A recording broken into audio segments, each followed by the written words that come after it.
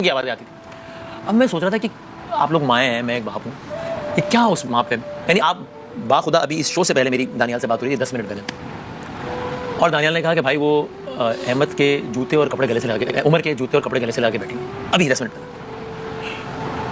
मैं जानता हूँ कि हम लोग, मतलब मैं कहता हूँ अल्लाह, यानी अल्लाह करे अल्लाह दुख हम सब में थोड़ा कर गई थी। अब उनके घर एक और बच्चे का इंतकाल हो गया है। अल्लाह उनको सब्र दे और ऐसी दुख और तकलीफों से महफूज रखे। मौत की वजह बताते हुए वसीम मिदामी खुद भी रो पड़े और काफी परेशान और गमज़दा नजर आए और कहा कि उमर शाह की फैमिली के लिए दुआ करे कि उनको अल्लाह सब्र अता करे, क्योंकि ये उनके लिए बहुत बड़ा सानिया है। जी, अब तो पहले दिन तो जरा बहुत ज्यादा शॉक में थी, तो क्योंकि अचानक हुआ, टाइम भी इतना थोड़ा था उसके पास, मैं खुद नहीं था घर पे जी आप। और अभी तो बस वो दुआएं जो कर रहे हैं आप लोग और पूरी मतलब है पाकिस्तान के बेस पे बाहर से भी लोग, और वापस तब भी दानियाल, अब भाई आप अपना ख्याल रखिएगा, भाई आप जैसे सबका ख्याल रखिएगा। तो मैंने कहा कि इस मासूम बच्चे को क्या हो गया है, लेकिन जब वसीम मिदामी ने खुद आकर बताया कि मौत की क्या वजह बनी तो सबकी आंखें अश्कबार हो गई और कहा कि इन बच्चों को